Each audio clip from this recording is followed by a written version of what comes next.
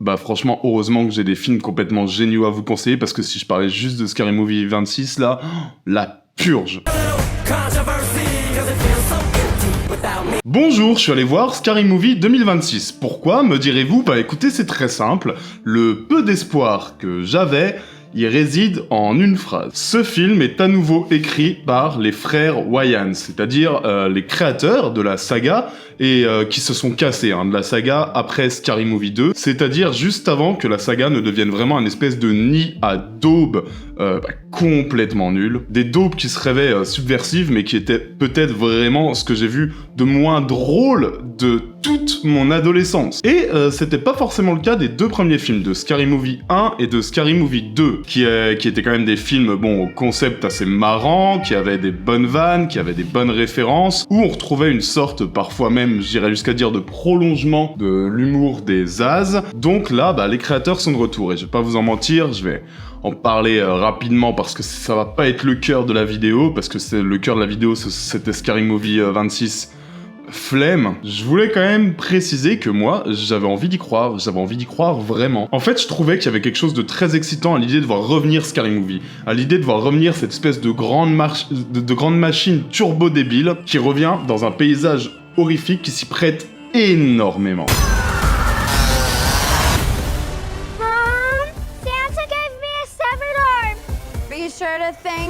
Depuis 15 ans, l'horreur américaine a enchaîné un peu des nouveaux totems. Vous voyez, les films, l'arnaque de l'Elevated Horror, cette appellation de con là, les films d'horreur ultra arty, souvent nuls, à la Oz Perkins ou à la Robert Eggers, les franchises increvables, les retours nostalgiques, les films A24, les délires Blumhouse. Enfin, en fait, je trouve qu'avec l'état de l'horreur américaine principalement actuelle, il y a moyen de t'éclater, mais il y a moyen de faire une parodie tellement drôle et tellement piquante en fait, surtout. Et j'en précise pendant une seconde pour dire que si vous aimez le ton de cette vidéo, faut absolument vous abonner. Il y a toujours des gens abonnés qui regardent ces vidéos et qui ne sont pas abonnés à la chaîne, faut le faire, on est hyper actifs ici. Tu peux vraiment faire une parodie méchante, actuelle, précise, qui comprend les tics du genre pour mieux les dégommer, comme aimait le faire le premier Scary Movie en fait. Sauf que, pas du tout. Scary Movie 2026 donne surtout l'impression de refaire les mêmes conneries que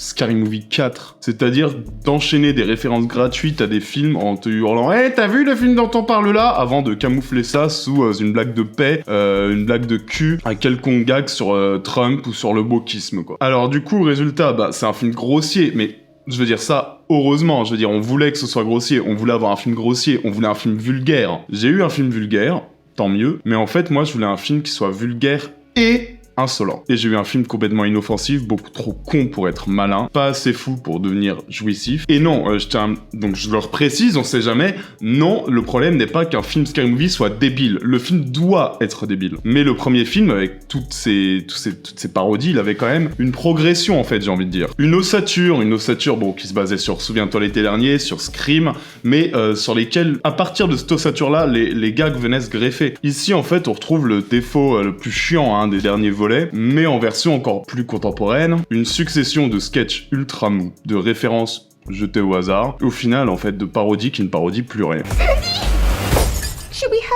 I really want to, but I'm a Republican now, so I'm supposed to be racist. Oh girl, I think all white people are racist anyway, come here. Une bonne parodie, ça se contente pas de reprendre un costume, une affiche ou une scène culte, ça démonte un mécanisme, ça révèle pourquoi une scène fonctionne, puis ça la tord, peut-être jusqu'à l'absurde, pourquoi pas. Mais je veux dire, là, le film, il saute d'un phénomène horrifique à l'autre, tiens, on va te foutre Megan, tiens, on va te foutre Ghostface, tiens, on va te foutre Hérédité. C'est fait avec la grâce d'une compilation YouTube écrite par un algorithme complètement bourré, et c'est très chiant, parce que je suis désolé, je le répète, mais il y avait un boulevard, Il y avait vraiment un boulevard pour faire un truc ultra grinçant. Donc là, bah, résultat, devant Scary Movie 2026, quelques gags isolés, peut-être 2-3 rires un peu nerveux face à la débilité profonde de ce qui est montré à l'écran, mais surtout une grande fatigue, en fait. En fait, je m'attendais pas forcément à une parodie de l'horreur moderne qui ne dit rien sur l'horreur moderne. Et pire, qui n'explose rien, qui ne se moque vraiment de rien. Beaucoup de bruit pour pas grand-chose. Mais au moins, ça m'a donné envie de vous parler de films complètement géniaux. Des films qui, eux, réussissent tout ce que Scary Movie n'arrive pas à faire, et des films qui sont très réussis et hilarants, gore, jouissifs, débiles, un bonheur. Ces films, comme Scary Movie, en mieux. We back. Et sans plus tarder, parce que sinon cette vidéo va durer 3 heures, un petit régal, un bonbon de film complètement taré que j'aime beaucoup, qui s'appelle Student Body.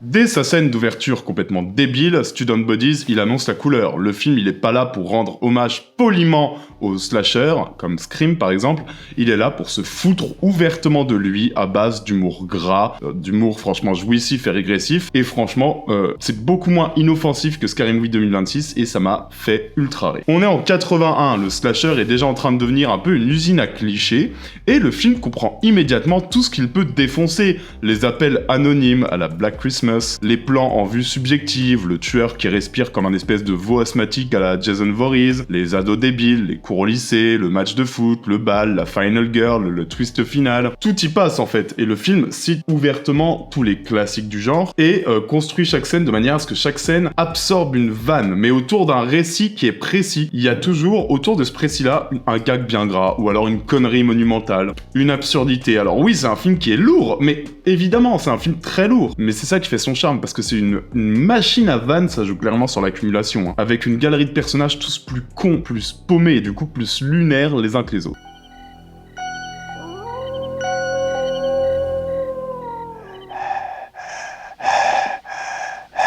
Donc oui, je pense aussi que vous l'avez compris, évidemment, avec un pitch pareil, impossible hein, de ne pas penser à Scary Movie. Sauf que Student Bodies, il fait quand même ça presque 20 ans en fait, avant Scary Movie. À un moment où le genre est encore brûlant, où le genre est encore en pleine explosion commerciale. Et c'est justement ça qui rend ce film assez fascinant rétrospectivement en vrai. C'est pas une parodie tardive et opportuniste faite à un moment où ça y est, tout le monde a compris les ficelles. C'est un film qui voit les ficelles en train de commencer à s'installer et qui décide de les flinguer tant qu'il peut encore le faire. Et le plus drôle, c'est qu'il est pas forcément moins bien réalisé que pas mal de slashers de l'époque, hein. Vraiment pas même. Par moment, il a même exactement la même tête globalement, le même rythme, mais en fait se sert parfaitement des codes assumés, et il assume l'aspect énorme farce. Bon alors, petit regret, j'aurais parfois aimé que ça aille même encore un peu plus loin dans le bordel, dans le vulgaire. Je trouve que ça reste parfois un peu sage par rapport à toutes les possibilités, mais dans son humour absurde de gamin de 5 ans, dans son avance aussi assez folle hein, sur la parodie méta, ça reste une vraie petite pépite débilos,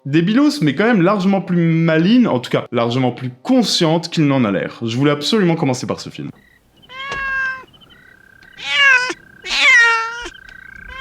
Le deuxième film, c'est clairement Scary Movie aussi, mais ça va tellement plus loin dans le gore, dans le fun. C'est un peu tout ce que j'attendais en fait de cette version 2026. Ce film s'appelle There Is Nothing Out There.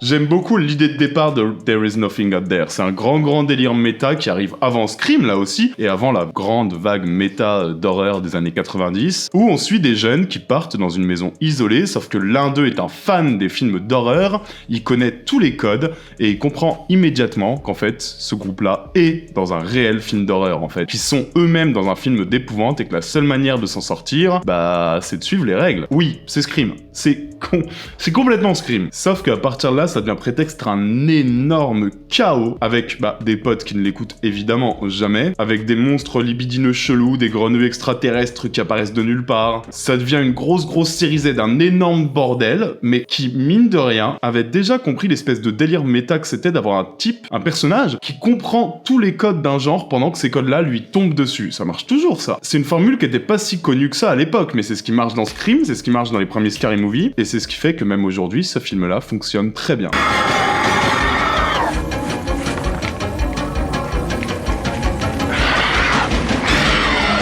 En fait, ça me fait rire de voir ce personnage qui passe vraiment 80% du film à hurler à ses potes qu'ils sont débiles et qui se comportent exactement comme des victimes de films d'horreur. Je me dis que dans la vraie vie, le gars, tu l'invites en soirée un week-end comme ça dans une maison, le gars il finit bâillonné en 10 minutes. Et ça me fait rire aussi de voir ce film fauché, gentiment idiot, avec du slime vert, des lasers ringards, des plans boobs gratuits, des bestioles en effets pratiques, mais je veux dire des effets pratiques, c'est de la mousse et du carton à 2 €. Hein. Mais c'est aussi un film dont on sent qu'il aime vraiment ce qu'il est en train de massacrer. En fait, je trouve ça du coup mignon. Je trouve ça tellement mignon et tellement moins opportuniste que Scary Movie. Il méprise pas le genre, ce film. Il joue en permanence avec lui. Et quand il pousse le curseur jusqu'à l'absurde, ce qui arrive souvent, hein, d'aller complètement à fond dans le too much, bah, il devient quand même assez jubilatoire, je dirais. C'est pas toujours drôle à 200%, c'est pas toujours, évidemment, maîtrisé, c'est même jamais, en vrai. C'est pas un chef-d'œuvre caché que je suis en train de vous balancer là. Mais c'est quand même un film assez bordélique, un petit ancêtre, en fait, de Scary Movie, ultra généreux, un peu oublié. Et ouais, voilà, en fait, c'est l'ancêtre de tous ces films type Scary Movie qui vont te faire le même genre de vanne 20 ans plus tard, mais en plus lisse, en plus propre, et du coup en beaucoup moins marrant. Donc non, ce film-là, il a vraiment marché sur moi.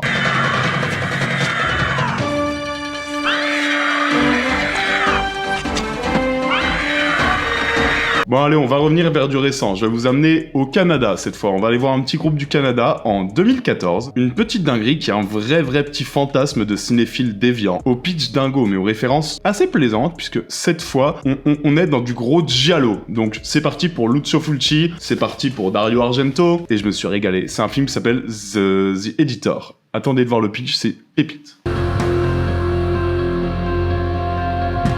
Dans The Editor, on suit un gars qui a été le plus grand monteur du cinéma du monde. C'est une légende du montage, c'est un chirurgien de la pellicule. Le mec, c'est un homme qui est capable de transformer n'importe quel plan foireux en grand moment de cinéma, sauf qu'après un terrible accident, ce gars, il perd 4 doigts de la main droite. Donc ça, c'est chiant pour un monteur. Et du coup, évidemment, moins rapide, moins doué, tout bêtement, il se retrouve condamné à monter des films d'exploitation miteux, des séries Z érotiques, gore, des trucs qui puent le ketchup à la place du sang, le film à 2 € quoi. Et évidemment, à partir de là, de ce postulat qui est déjà assez marrant, je trouve, rien ne va s'arranger. On va suivre un acteur qui est retrouvé assassiné dans le studio, on va avoir des cadavres qui vont commencer à s'empiler, des morts qui deviennent de plus en plus grotesques. On est complètement dans un délire type Cité de la peur, et notre monteur mutilé se retrouve soupçonné, évidemment, au milieu d'une enquête qui est complètement déglinguée, qui se fout ouvertement du genre du giallo qu'il parodie clairement. Et c'est con, là aussi, c'est excessif, c'est volontairement trop, mais en même temps, t'es dans une vidéo qui s'appelle « Ces films comme Scary Movie en mieux, tu t'y attendais », et en fait, c'est ça qui rend le film immédiatement sympathique.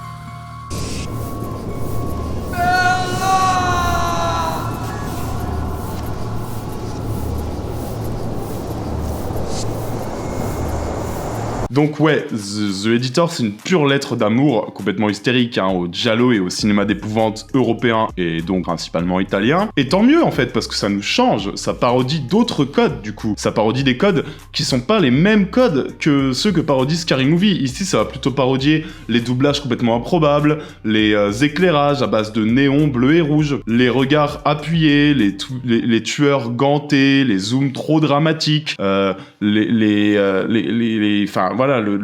scènes de meurtre filmées avec une élégance beaucoup trop premier degré par rapport à l'ambition du film. Et bon, The Editor, il te cale 5 idées débilos à la seconde. C'est pareil, là aussi ça fonctionne à l'excès. En fait, il y a un gag visuel et une référence dans chaque scène, mais il y a aussi un vrai respect du giallo et un vrai respect de la parodie. Il y a une vraie structure, un vrai amour du modèle qu'il parodie, il y a une vraie compréhension du cinéma qu'il déforme. En fait, pour moi, c'est un film qui, oui, est bordélique, mais pas paresseux. Ce serait comme dire que La Cité de la Peur était paresseux. Non, c'est pas vrai. C'est un film qui est débile, si on veut, mais pas vide. C'est le genre de comédie horrifique qui aurait largement plus dû circuler en France. Je suis un peu déçu qu'on en parle pas beaucoup, donc je suis très heureux de le placer ici.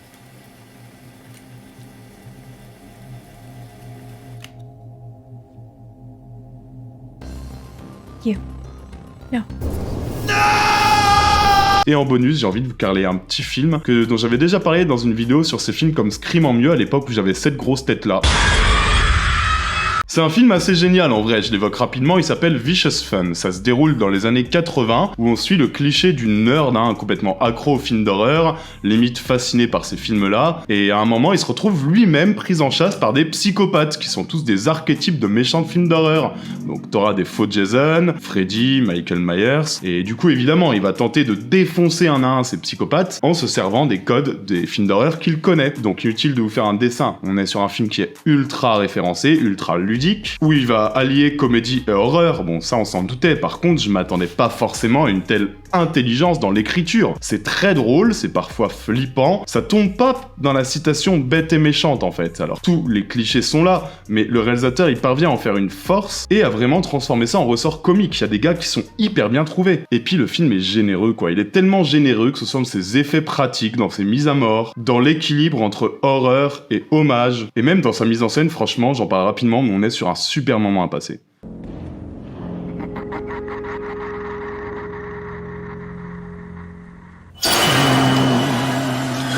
Voilà les amis, bah, j'espère au moins que vous aurez découvert pas mal de films dans ces films comme Scary Movie en mieux. Je serais aussi curieux d'avoir votre avis sur le nouveau film qui vient de sortir là. Vous savez ce que j'en pense maintenant. Les amis, on n'oublie pas qu'on a un petit Tipeee qui permet de faire vivre la chaîne, c'est hyper important. On n'oublie pas non plus de s'abonner si on a aimé le ton de cette vidéo. Je suis aussi sur Instagram, très actif, le lien est en description. Les amis, prenez soin de vous et n'oubliez pas que vous êtes les meilleurs. Ciao à tous, bisous.